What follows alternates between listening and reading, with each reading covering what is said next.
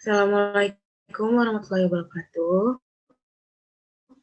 Kami dari kelompok 6 akan mempresentasikan materi tentang terjadinya prestasi dan non-prestasi. Materi pertama akan disampaikan oleh Tasya Gita. Kepada Tasya Gita dipersilakan. Jadi yang pertama prestasi. Prestasi adalah sesuatu yang wajib dipenuhi oleh debitur dalam setiap perikatan. Prestasi sama dengan objek perikatan. Dalam hukum perdata, kewajiban memenuhi prestasi selalu disertai jaminan harta kekayaan debitur. Dalam pasal 1131 dan 1132 KUH Perdata, dinyatakan bahwa semua harta kekayaan debitur, baik bergerak maupun tidak bergerak, baik yang sudah ada maupun yang akan ada, menjadi jaminan pemenuhan hutangnya terhadap kreditur. Tetapi jaminan umum ini dapat dibatasi dengan jaminan khusus berupa benda tertentu yang ditetapkan dalam perjanjian antara pihak-pihak. Selanjutnya, menurut pasal 1234 KUH Perdata, wujud prestasi ada 3. Yang pertama memberikan sesuatu, yang kedua berbuat sesuatu, dan yang ketiga tidak berbuat sesuatu. Menurut pasal 1235 ayat 1 KUH Perdata, pengertian memberikan sesuatu adalah menyerahkan kekuasaan nyata atas suatu benda dari debitur kepada kreditur. Contohnya dalam jual beli, sewa menyewa, hibah, gadang, hutang, dan piutang. Dalam perikatan yang objeknya berbuat sesuatu, debitur wajib melakukan perbuatan tertentu yang telah ditetapkan dalam perikatan. Contohnya membangun rumah atau gedung, mengosongkan rumah. Dalam perikatan yang objeknya tidak berbuat sesuatu, debitur tidak melakukan perbuatan yang telah ditetapkan dalam perikatan. Contohnya tidak membangun rumah, tidak membuat pagar, dan tidak membuat perusahaan yang sama. Materi selanjutnya akan dijelaskan oleh Oza. Selanjutnya adalah syarat-syarat prestasi. Yang pertama, suatu prestasi harus merupakan suatu prestasi yang tertentu atau sedikitnya dapat ditentukan jenisnya. Misalkan, Amalaber beras Jawa 1 kuintal. Tanpa adanya ketentuan, sulit untuk menentukan apakah debitur telah memenuhi prestasi atau belum. Yang kedua, prestasi harus dihubungkan dengan suatu kepentingan. Tanpa suatu kepentingan, orang tidak dapat mengadakan tuntutan. Misalnya, concurrent bidding, syarat untuk tidak bersaing. Contohnya, A membeli pabrik sepatu dari B dengan syarat bahwa B tidak boleh mendirikan pabrik yang memproduksikan sepatu pula karena A menderita kerugian. Maka pabrik sepatu diganti dengan produk lain. Dalam hal ini, B boleh mendirikan pabrik sepatu lagi karena antara A dan B sekarang tidak ada kepentingan lagi. Yang ketiga, prestasi harus diperbolehkan oleh undang-undang, kesusilaan, dan ketertiban umum. Yang keempat, prestasi harus mungkin dilaksanakan. Next.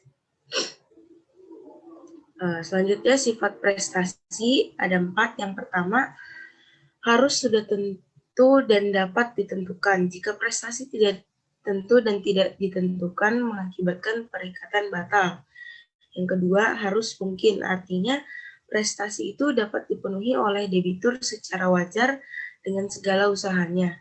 Jika tidak demikian, perikatan batal. Yang ketiga, harus diperbolehkan atau halal. Artinya tidak dilarang oleh undang-undang, tidak bertentangan dengan kesusilaan dan ketertiban umum. Jika prestasi itu tidak halal, perikatannya batal. Dan yang terakhir, harus ada manfaat bagi kreditur. Artinya kreditur dapat menggunakan, menikmati, dan mengambil hasilnya. Jika tidak demikian, perikatan dapat dibatalkan. Slide selanjutnya akan dijelaskan oleh Bila.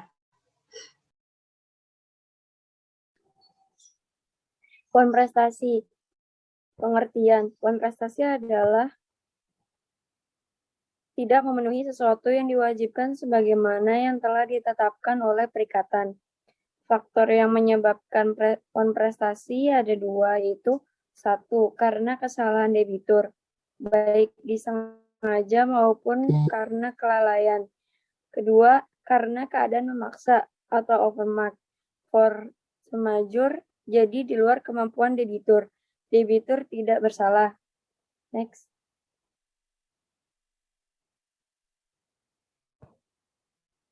Empat macam bentuk prestasi, yaitu tidak memenuhi prestasi sama sekali.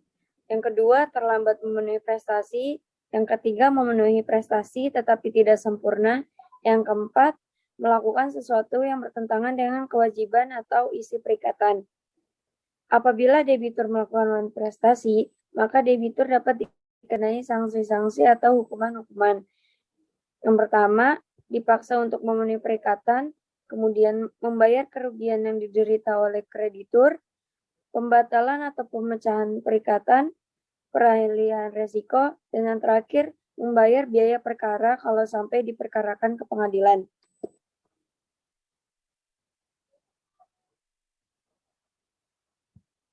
A. Terhadap debitur yang melakukan prestasi, kreditur dapat memilih tuntutan-tuntutan sebagai berikut. Yang pertama, pemenuhan perjanjian. Yang kedua, pemenuhan perjanjian disertai dengan ganti rugi. Yang ketiga, ganti rugi saja. Yang keempat, pembatalan perjanjian. Yang kelima, pembatalan perjanjian disertai dengan ganti rugi. Kemudian akibat hukuman prestasi itu, ada debitur wajib membayar ganti kerugian yang telah diderita oleh kreditur dalam pasal 1243 KUH Perdata. Yang kedua, apabila perikatan timbal balik, kreditur dapat menuntut pembatalan perikatan melalui hakim.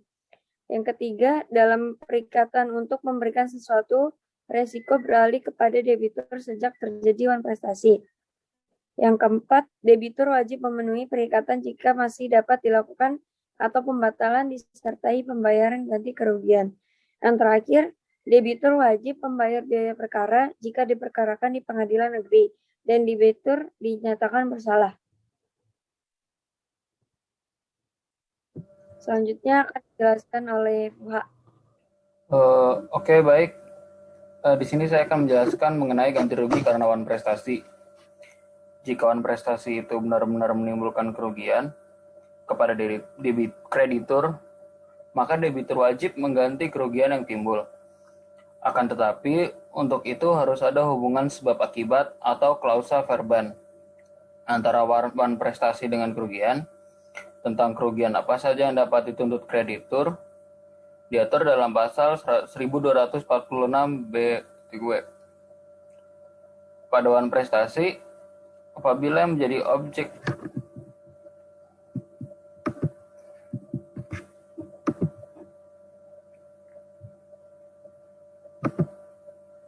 prestasi, apabila yang menjadi objek perjanjian berupa sejumlah uang, maka bunga yang dapat dituntut ialah bunga menurut Undang-Undang Pasal 1250.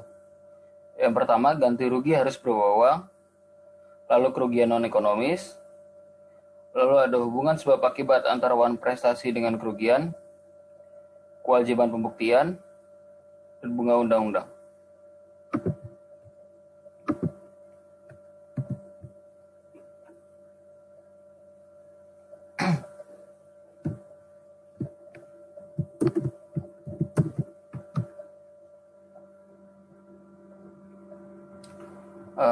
Lalu ada overmark atau keadaan maksa. Keadaan maksa atau overmark adalah keadaan yang melepaskan seseorang atau suatu pihak yang mempunyai kewajiban untuk dipenuhinya berdasarkan suatu perikatan si berutang atau debitur yang tidak dapat memenuhi kewajibannya dari tanggung jawab untuk memberi ganti rugi, biaya dan bunga, dan atau dari tanggung jawab untuk memenuhi kewajibannya tersebut. Konsep keadaan maksa terdapat dalam pasal 1244 dan 1245 KUH PER.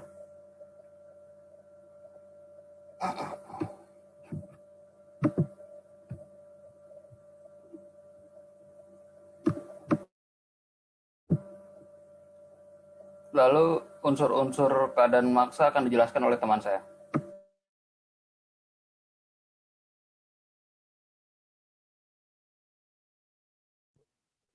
Baik, terima kasih Saudara Fuha.